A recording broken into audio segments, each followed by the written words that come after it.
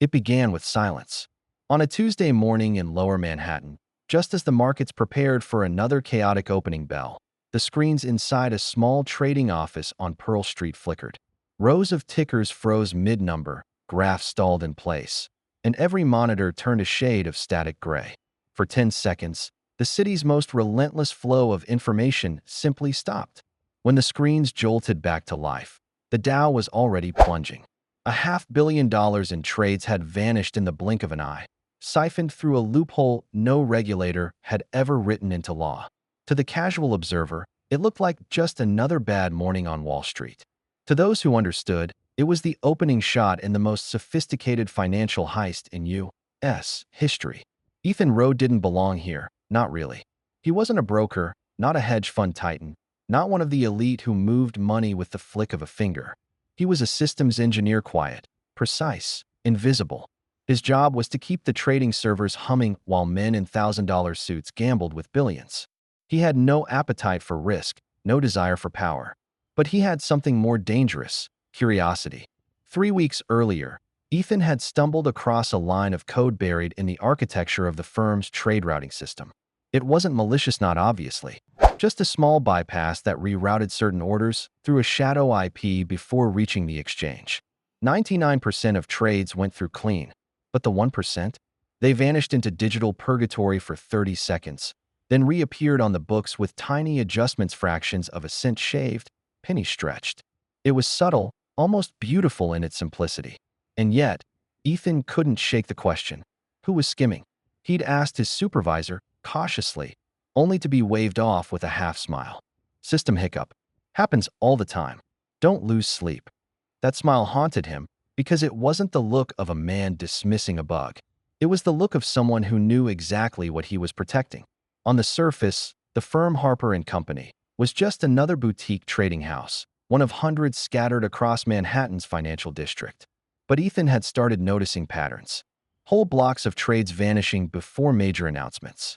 Spikes in volume hours before public earnings calls. Clients who should have lost millions walking away untouched, while competitors bled dry. Someone inside was playing the market with information that didn't yet exist. And now, after the morning's freeze, Ethan's phone wouldn't stop buzzing. Friends across the street said other firms had lost staggering sums in seconds. But Harper & Company? They'd emerged untouched, almost as if they'd anticipated the chaos. By noon, rumors rippled through Wall Street.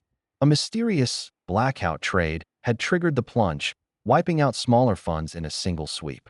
No one knew who caused it, but Ethan had a feeling. That night, he returned to the office under the pretense of running diagnostics. The building was nearly empty, its marble lobby echoing with the distant hum of servers. In the data center, he dug deeper into the routing logs. What he found chilled him. The blackout wasn't an accident. It was a deliberate trigger-timed overload forcing trades into the shadow loop, creating a 30-second window where Harper & Company operated in a world without competition. In those 30 seconds, they could see market movements before anyone else. They weren't just playing the game, they were rewriting the rules. As he scrolled, Ethan spotted something worse: an outbound connection leading offshore.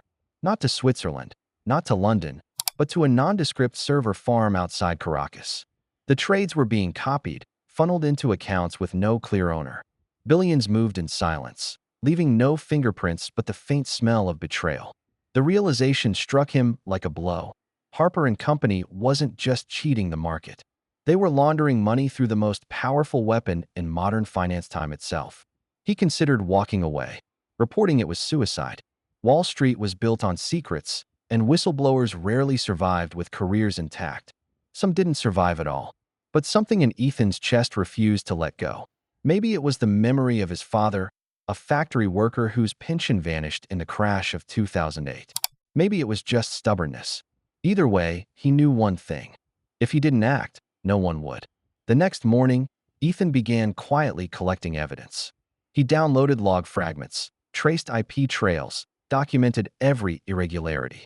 He used burner drives, encrypted backups, even stashed copies in cloud servers under false names. He wasn't reckless, he was methodical. But no precaution could hide the fact that someone inside Harper & Company had noticed. It started small. A password reset he hadn't requested. a meeting invite that vanished from his calendar. Then, one evening, he found his desk drawer open, his notes shuffled. The message was clear: they were watching. Days later, Ethan was summoned by the firm's managing partner, Julian Harper himself. Harper was a legend, suave, commanding, the kind of man who could turn a loss into victory with a single phrase. He welcomed Ethan into his office with disarming warmth. "Ethan, you've been doing excellent work. Exceptional, really. But I hear you've been curious." Harper's eyes lingered, sharp as glass. Curiosity is good, in moderation.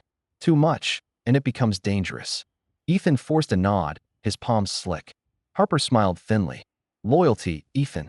That's what keeps this house standing. Don't forget that." From that moment, Ethan knew the clock was ticking.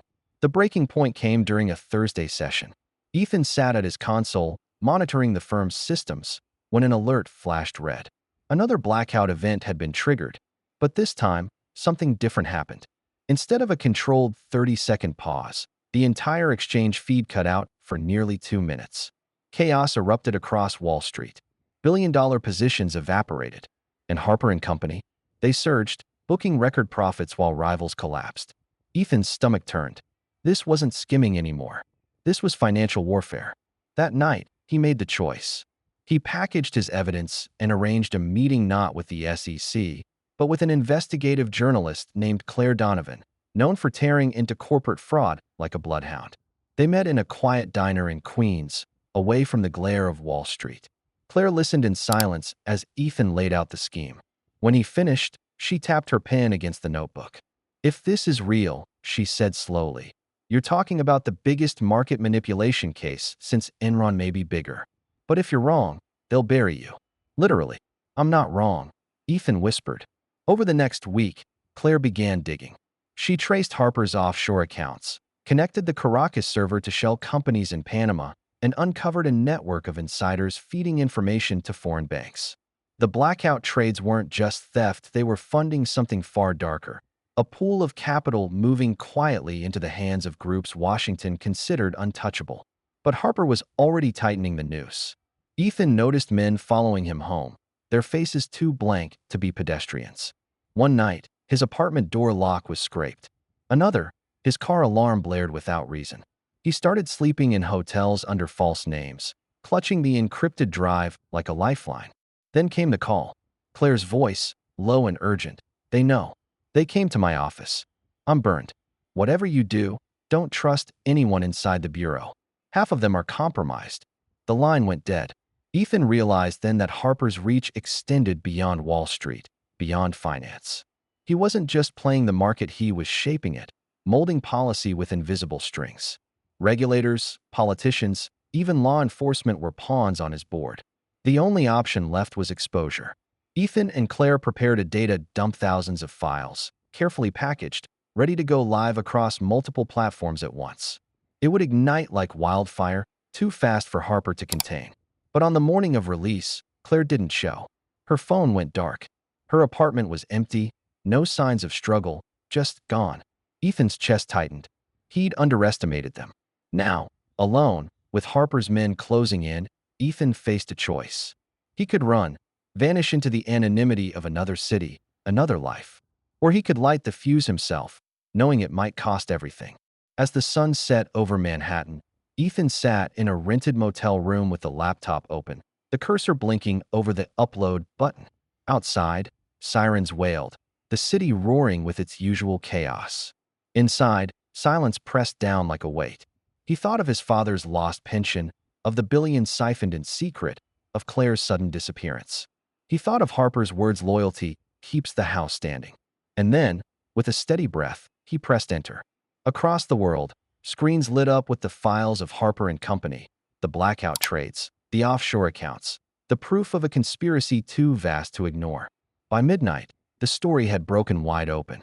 Networks screamed of the scandal, lawmakers demanded answers, regulators scrambled to respond.